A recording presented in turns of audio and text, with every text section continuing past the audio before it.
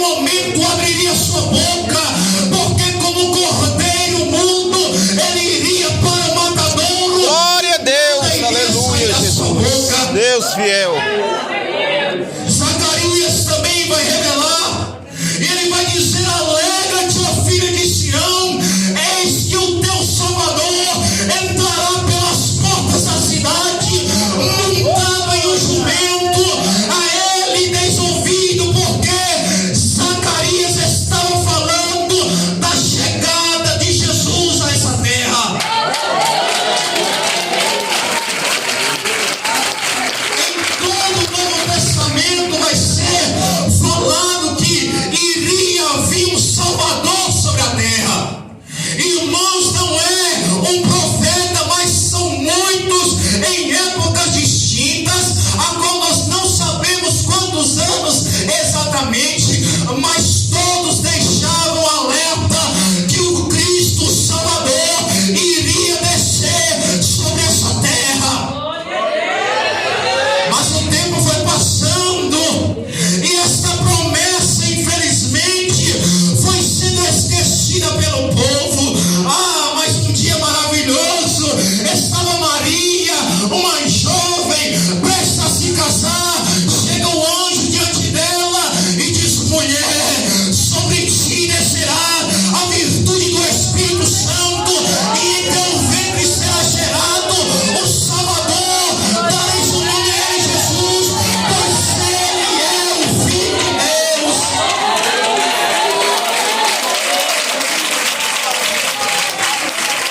Ninguém estava esperando, mas ele chega. Maria gera aquele filho, e a Bíblia nos diz que aquele filho, quando ele é velho e é levado ao templo para ser apresentado, eu acho lindo que lá tinha um homem e uma mulher à espera desse dia. Simeão pega aquela criança e levanta e diz: Deus, despede o teu servo em paz, porque hoje eu ouvi a salvação do teu povo. Hoje, Senhor, cumpriste a tua palavra na minha vida.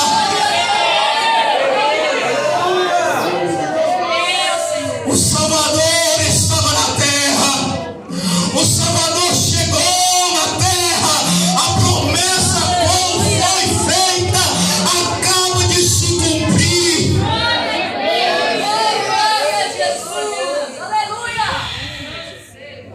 Aquilo que Moisés fala está prestes a se cumprir, mas lá está aquele a qual preparou o caminho para o Salvador. Ele diz: olha, eu vos batizo com água, mas aquele que vem depois de mim, ele vos batizará, pois ele é mais poderoso. Não batizará com água, não, mas ele vos batizará com o Espírito Santo e com fogo, em nome de Jesus. Aleluia, glória a Deus. Aleluia. E lá está João Batista pregando. Irmãos, e quando ele olha, lá está o Salvador a chegar. E Jesus chegou naquele momento e ele diz: eis aí o Cordeiro de Deus, a qual tira o pecado do mundo. João Batista batiza Jesus, e quando Jesus sobe, ao céu se abre e desce sobre ele uma pomba em forma corpórea de pomba, Espírito Santo, e brada uma voz do céu e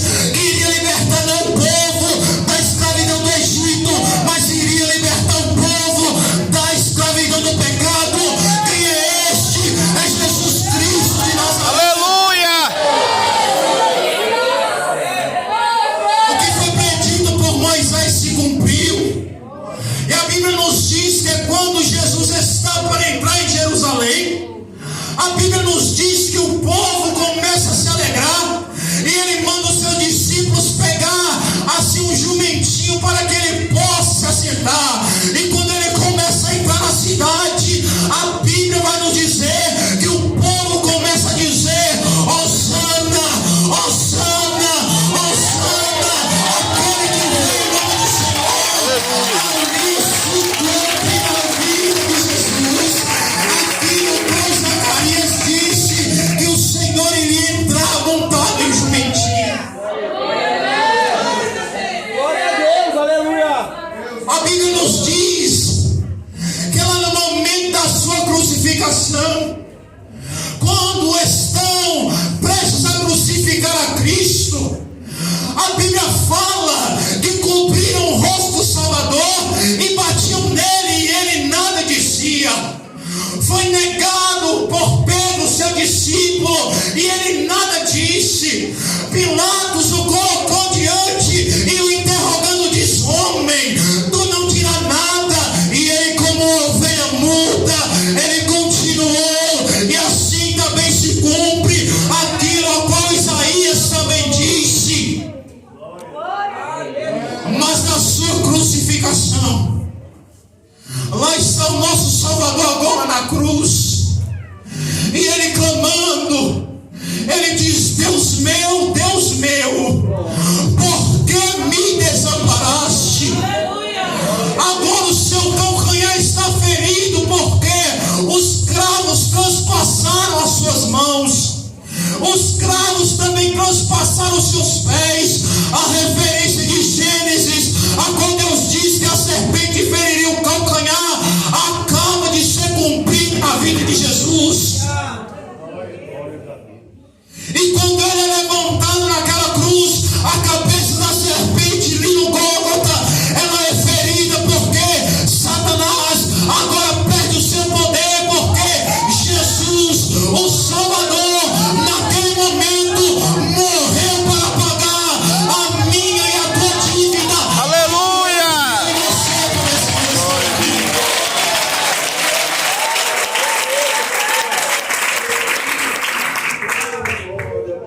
Os irmãos estão percebendo? A promessa foi feita e ela foi cumprida por Cristo Jesus. Mas Jesus deixou uma promessa. Não foi mais qualquer um dos profetas, não, mas agora o próprio Deus, Jesus Cristo, ele deixa uma promessa. Ele fala que ele iria, João 14, preparar lugar, e quando ele fosse, ele voltaria e nos levaria para onde ele estiver, nós estivéssemos também. Eu, como igreja do Senhor, você, como igreja de Cristo, saiba de uma coisa: esta promessa está para se cumprir na minha e na tua vida. Então é momento de nós estarmos atentos àquilo que ele tem dito. Glória a Deus. E a palavra é tão rica e maravilhosa que o mesmo Jesus, ao ser interrogado, Lucas 21, ele começa a dizer o que aconteceria antes da tua vinda, para que os teus filhos ficassem atentos e totalmente atentos à tua volta. Quando ele é crucificado, ele é levado aos céus, e os anjos olham e falam: Galileus, o que vocês estão fazendo aqui, olhando para o céu? Porque esse mesmo Jesus que subiu, outrora voltará, da mesma forma ele vai voltar. Irmãos, isso é tão lindo e maravilhoso, porque Jesus disse que iria preparar lugar e iria voltar, mas ele também disse que iria acontecer sinais. E sabe qual é o primeiro sinal? Que iria haver muitos enganadores, enganando aqueles que estariam à porta, preparando, assim, tentando e buscando a presença de Deus. Estamos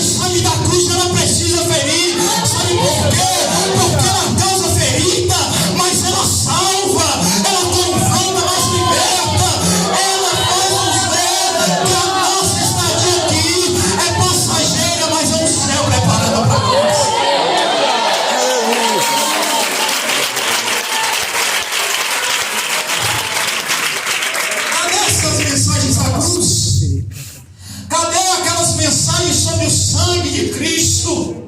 Cadê as mensagens sobre pecado? Aonde estão essas mensagens? Agora nos faz vir para cá, estando no pecado, e não temos nenhum tipo de desejo de consertar a nossa vida. E a minha preocupação como servo de Deus é de dizer: aonde tu comparecerás diante do Senhor? Conserta-te a tua vida enquanto é tempo, porque lá não entra de qualquer maneira. Glória a Deus, aleluia.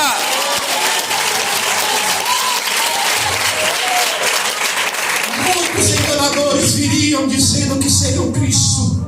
E Jesus diz: não deis ouvido a eles, não vão após eles. Outro sinal: guerras e rumores de guerras. Nós vimos recentemente estourar a guerra contra a Rússia e a Ucrânia. Segundo dados da OMS, da ONU, na verdade, aproximadamente 10 mil pessoas já morreram nessa guerra. E a gente tem pensado em quê? Vou fazer campanha para Deus abrir porta. Vou fazer campanha para Deus me abençoar. Não estou pregando contra isso, mas eu estou querendo abrir os seus olhos, porque Jesus está chegando. Aleluia. Outro sinal: além de muitos enganadores, além de guerras e rumores de guerras, iriam se vir grandes terremotos. Ano de 2010, lá no Haiti, é assim visto um terremoto, a qual mais de 200 mil pessoas morreram. Nesses anos passados, vimos a terra tremer, aonde nós não imaginaríamos que tremia. Irmãos, o que é isso? Jesus está chegando. Jesus está. Aleluia. Glória a Deus, aleluia.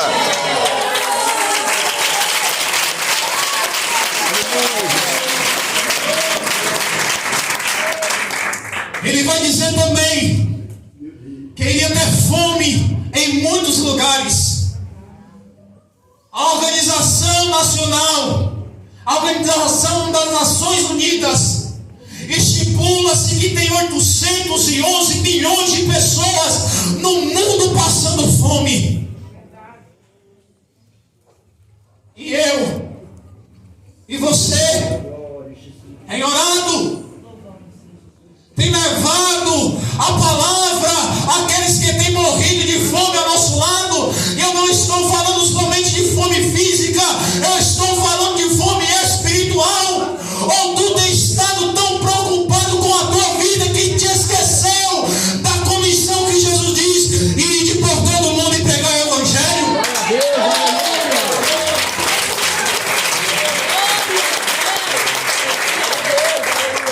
Outro sinal: peste. Nós vimos recentemente coronavírus assolando a humanidade. Irmãos, eu nunca vi na minha vida um juízo tão tremendo da parte de Deus sobre a terra inteira. Eu nunca vi tanta gente cantando hino evangélico. Eu nunca vi tanta gente se lembrando de Deus no mundo. Pessoas que outrora estavam na mesa de um bar nesse exato momento, agora, quando viu o juízo sobre a terra, eles lembraram-se de Deus, e foi um nome a qual nós mais vimos na boca, tanto de cristão quanto de ímpio: eu sou o Filho de Deus. Oh, doce engano! Estão achando que só porque falam de Deus será salvo. Eu quero te dizer uma verdade: nem todos são filhos de Deus. Verdade, meu Deus. A Bíblia fala que filho é só aquele que creu em Jesus. Mas aí, nós vemos que aproximadamente 15 milhões de pessoas morreram pela peste do coronavírus. E a minha pergunta é: será se todos foram salvos? Será se todos estão lá agora com o Senhor? Quem imaginava que isso ia acontecer?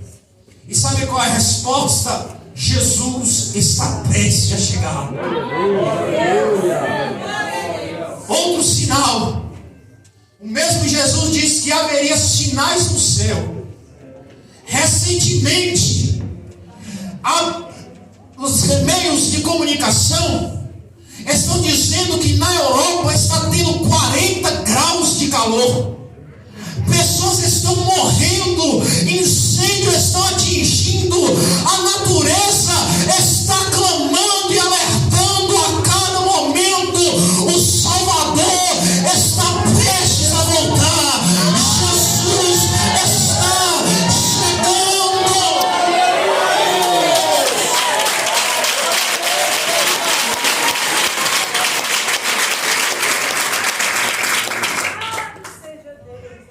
Esses sinais estão mais próximos do que nós imaginamos. E sabe como ele disse que será a sua vinda? Será vinda repentina, no abrir e fechar de olhos. Irmãos, isso nos traz uma preocupação.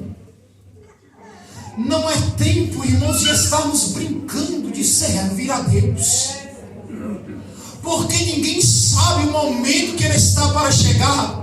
Nós sabemos que está mais perto do que nós imaginamos, mas será no abrir e fechar de olhos. Então não terá mais tempo eu colocar a minha vida no altar. Não terá mais tempo eu pedir perdão a quem eu magoei. Não terá mais tempo eu ouvir e aceitar a Cristo como o único Salvador da minha vida. Não terá mais tempo, irmãos. Outra coisa que a Bíblia diz, que Ele virá como um ladrão, a qual ninguém estará à espera. Ninguém espera um ladrão, mas o que nós podemos fazer? Se preparar e estar preparado para... Aleluia, glória a Deus.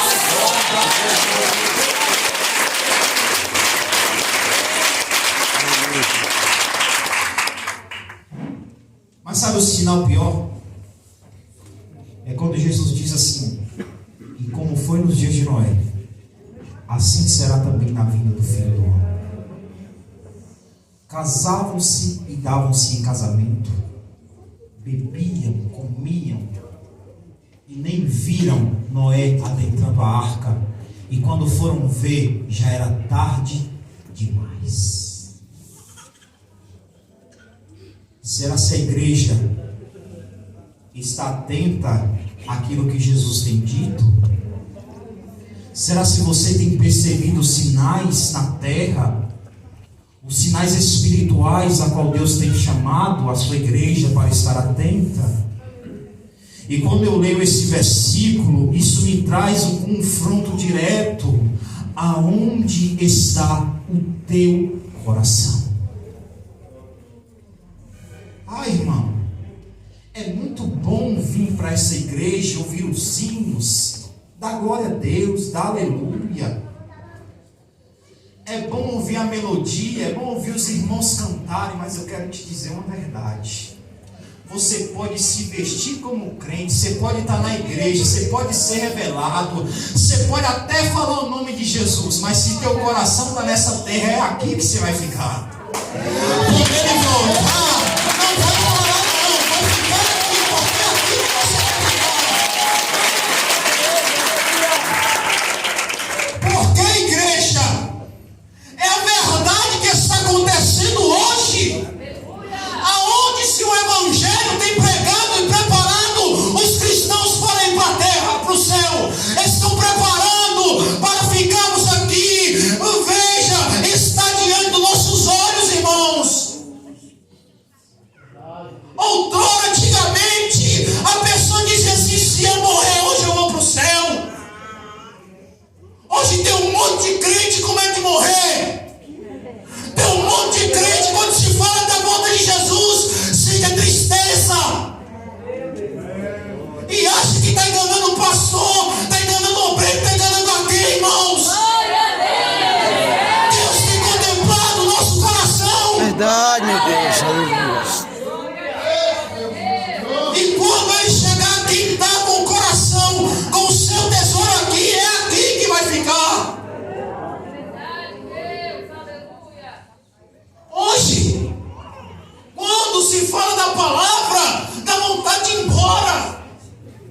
Esse pregador vem mandar em direta. O pastor está falando algo, está me confrontando, não vou mais. Irmãos, como alguém dessa maneira que aí está diante da presença de Jesus?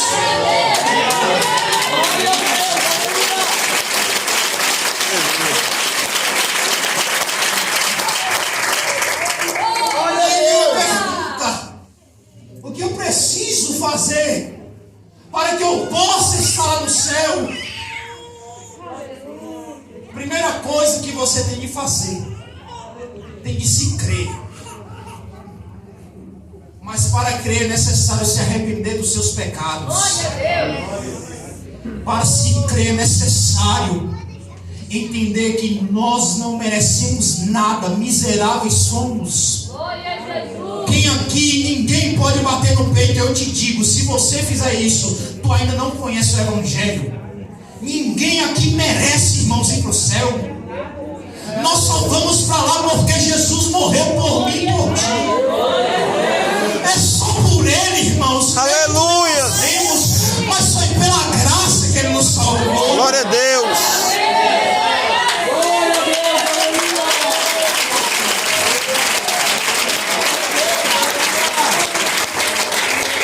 Outra coisa que é preciso obedecer e praticar a palavra de Deus.